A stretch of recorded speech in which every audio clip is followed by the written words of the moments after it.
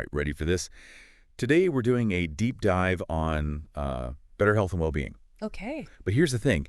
We're getting all our information from a fictional podcast called Say It Right, and it's all about learning English. Okay. So it's kind of like a two-for-one deal. I love that. Like, getting a sneak peek into how people, like, actually build healthy habits. Yeah. And learn new vocab. Exactly. We're basically listening in on two characters, Emily and Jack. Right. Yeah. And they're the hosts of Say It Right. Okay. And they're just chatting about their own approaches to well-being. Yeah, that's great. Because what works for one person Right. might not work for someone else. Good boy. So it's good. Yeah. Different perspectives. Okay, so Jack starts off talking about his morning routine, and he's like, hearty breakfast followed by a jog. Classic. Gives him energy. Yeah. And that might seem basic, but research actually shows Yeah. that even a little bit of exercise can really boost your, brain power and creativity. Yeah. Oh, it's fascinating how he's not just fueling his body, but, getting his brain ready for the day. Totally. Studies show exercise can increase the volume of the hippocampus. Oh, wow. The part of your brain I was going to have. responsible for memory and learning. That's amazing. Yeah. Makes you want to go for a run right now. Right. Now, Emily, on the other hand, Yeah. she focuses on staying hydrated, Okay. cutting back on sugar. Good. And then she mentions reducing caffeine, Interesting. which I thought was interesting too. Yeah. Instead of going cold turkey. Which can be brutal. Headaches, irritability, She's going for more of a gradual thing. Do you think that's a smarter strategy? I think it could be, because by slowly decreasing it, Yeah. you're not going to get those, withdrawal symptoms. Yeah, exactly. So it's more sustainable. Yeah, and it makes sense. It's like building those healthy habits. Totally. Like step by step. One step at a time. Instead of overhauling your entire life. Yeah. And another thing that both Emily and Jack emphasize is sleep. Okay. They both aim for at least 7 hours. Which is so crucial. Yeah. I mean, we all know we need sleep, but sometimes we just don't realize how powerful it is. For sure. Yeah. Sleep is when our bodies and minds can really recover. Yeah. It's like a reset button. Totally. When we don't get enough sleep, we're kind of shortchanging ourselves. Yeah. Chronic sleep deprivation Bad news. can lead to a bunch of issues. Like what? Like a weakened immune system, weight gain, Oh, wow. increased risk of heart disease, Even cognitive decline. So basically, not sleeping enough is doing us no favors. No, not at all. And here's where it gets interesting. Okay. Emily mentions yoga and meditation Okay. for stress management. Yeah. More and more people are realizing that mental health is just as important as physical health. That's so true. And she presents it in such a down-to-earth way. Yeah. It's not this big mystical thing. Right. It's just like, oh, yeah, I fit in a yoga session. Or I meditate for a few minutes. Yeah, just simple things. Yeah. She even says that something as basic as reading can be beneficial Oh, I love that. for stress relief. Just unwind with a good book. Exactly. It's about finding things that nourish your mind and spirit. So, Yeah. reading, music, being in nature hobbies. Totally. It seems like they're both really into a holistic approach. Yeah, for sure. And they're definitely on the same page when it comes to food. What do they say? Lots of fruits and vegetables, Good. avoiding processed foods. Makes sense. Which makes sense because fruits and vegetables are packed with Right. All the good vitamins, minerals, antioxidants. Yeah. So it's not just about looking good, it's about fueling your body. Exactly. And processed foods are often full of Yeah. unhealthy fats, added sugars. All that junk. Yeah. Artificial ingredients. Yeah. All that stuff that can lead to inflammation and weight gain. Right. It's like the difference between a home-cooked meal Yeah. and a fast food burger. Exactly. Good analogy. And then Emily brings up work-life balance, Okay. Yeah. That's a big one. which is something a lot of us struggle with. For sure, especially these days. Right. With everyone always being connected. Absolutely. It's easy to get caught up in the hustle and neglect our own needs. So how do we find that balance then?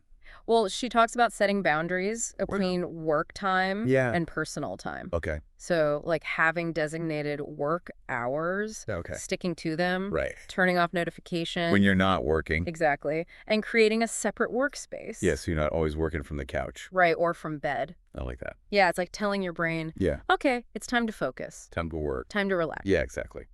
And it's not about being perfect. There are going to be times when you have to work late Of course. or check emails. Right. But having those boundaries as a general rule can really help prevent burnout. Makes sense. and help you maintain a healthier work-life balance. It's about being intentional with your time. Yeah, for sure. Yeah. Emily also talked about how important social connections are. I mean, we all know that spending time with people who care about us is good for us. Right, it makes us feel good. But it's so easy to let those connections slip away It is. when life gets crazy. Research actually shows Really? that strong social connections Yeah. are super important for our mental and emotional health. Okay. People with those strong support systems, Yeah. they tend to be happier, healthier, Wow. and they even live longer. Seriously. They're also more resilient. So it's like having this team of cheerleaders. Yeah, like a built-in buffer. Yeah. Always there to support you. Exactly. But is there ever a point where it's too much? Oh, that's a good question. Yeah, like too much social interaction. Yeah, it's all about finding the right balance for you. Okay. Some people thrive in big social circles. Yeah. Others prefer smaller groups. Right. The key is to have those connections that feel supportive and energizing. Yeah. Not draining. So it's about quality over quantity. Exactly. Surrounding yourself with people who make you feel good. Yeah. Who you can be yourself around. And it does take effort to maintain those relationships. It does. It's like tending a garden. I love that analogy. You got to nurture those connections You do. to help them grow. Absolutely. It's about being present, Yeah. being supportive, Yeah. making an effort to stay in touch. Even when things get busy. Yeah, even when life gets crazy. Emily was talking about finding joy in simple activities. Yeah, I remember that. Like taking a walk, Right. reading a book, Yeah. things like that. Simple pleasures. Yeah. And she talked about how it helps her de-stress. Yeah, it helps her recharge. And there's actually research to back that up. There is. Yeah, studies have shown that spending time in nature Okay. can lower your stress hormones. Oh, wow. And then reading can actually improve your brain function. Really? Yeah. So those simple activities are actually pretty powerful. They are. Yeah. And it goes back to that idea of mindfulness. Being self-aware. Yeah, when we choose those activities that bring us joy, Exactly. we're basically investing in our well-being. It's like giving ourselves permission to prioritize our own happiness Totally. and peace of mind. Yeah, and it doesn't have to be anything fancy. No. Just those little things that make you feel good. Right, like Emily mentioned, listening to podcasts in English. Which is what we're doing right now. We are. So we're all practicing what she preaches. That's awesome. It's kind of cool how language learning and well-being are connected. It is, isn't it? It's worth exploring. Yeah, tell me more. When we learn a new language, Yeah. we're not just expanding our vocabulary. Right. We're opening up a whole new world of possibilities. It's like gaining access to a different culture, Yeah, a different way of thinking. a different way of seeing the world. And that can be so enriching Yeah. and empowering. It can boost our confidence, For sure. broaden our perspective, Absolutely. and help us connect with people from all over. So it's a form of self-care and personal growth. I like that. It's never too late to start. So do you think the languages we speak Yeah. affect our health and happiness? That's a fascinating question. Yeah. I don't know if there's like a definite answer, Right. but there's definitely research suggesting that language can influence Yeah. how we see the world Okay. and even our emotions. So the language we speak could shape how we feel and think. It's possible. Right. Like some languages have specific words for emotions Okay. that don't exist in other languages. Really? And having a word for an emotion can make us more aware of it, Okay. better able to regulate it. So language can give us the tools Yeah. to understand our own emotions. Exactly. It's amazing. It makes you wonder, what if we all spoke a universal language of well-being? Yeah, well, what if... What kind of impact would that have? It's like if we could all understand each other's emotions, Yeah, maybe we could create a more compassionate world. I agree. That's beautiful. It is. Okay, so before we move on, Yeah. Jack said something about work-life balance. Oh, yeah. That really stuck with me. Okay, what was it? So he was saying that work-life balance isn't really about splitting your time, like 50-50. Right, he talked about finding that harmony, Yeah. which I thought was interesting. It's not like you're completely on at work and then completely off at home. Yeah. It's more about blending them together. Exactly. You don't want to be constantly switching gears. Yeah. He talked about being fully present, Right. no matter what you're doing. Whether it's work or dinner with family. Even reading a book. It reminds me of that flow state idea Oh, yeah. where you're so absorbed in something. You lose track of time. Yeah, like being in the zone. And you can feel that way both at work and during your free time. Totally. And finding that flow in different areas of our lives, Yeah. it can make us feel more satisfied. It's that feeling of being challenged but not overwhelmed. Like your skills and the task are in perfect balance. And he also mentioned setting boundaries, Oh, yeah. Boundaries are important. which I think is so hard for people these days, It is. especially with technology. It's hard to disconnect. So any tips for setting those boundaries? Well, Emily talked about setting specific work hours Okay. and sticking to them. Yeah. Like no work notifications after a certain time. Right. And Jack was saying it's good to have a dedicated workspace. Oh, yeah. So you're not always working from the couch. Exactly. Like you're signaling to your brain when it's work time Yeah, and when it's time to chill. exactly. It's not about being perfect. Of course not. There will be times when you have to work late Yeah. or check emails on the weekend. Right. But having those boundaries in general can help prevent burnout Totally. and, maintain a healthier work-life balance. For sure, it's about being intentional with your time and energy. Now, Emily also talked about social connections. Yeah, those are so important. We know spending time with people we care about is good for us, It is. It makes us feel good. but it's easy to let those connections slip. It is when life gets busy. And research shows Yeah. strong social connections are key for our well-being. People with strong support systems, Yeah. they tend to be happier, Okay. healthier. And they actually live longer. They do. They're also more resilient. So it's like having a team of cheerleaders, Yeah, it's like a built-in buffer. always there to support you. Exactly. But I was wondering, is there ever a point where it's too much social interaction? That's a great question. Like, could it become overwhelming? It's all about finding a balance that works for you. Okay. Some people love big social circles. Yeah. Others prefer smaller groups. Right. It's about having connections that feel supportive and energizing. Not draining. Exactly. It's quality over quantity. Yeah, it's about surrounding yourself with people who make you feel good. People you can be yourself around. And it takes effort to maintain those relationships. It does. It's like tending a garden.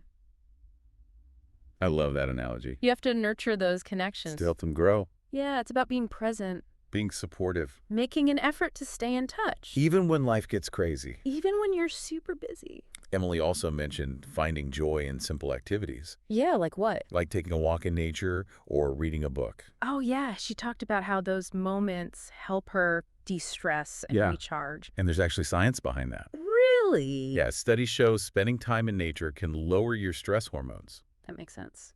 and reading can improve cognitive function.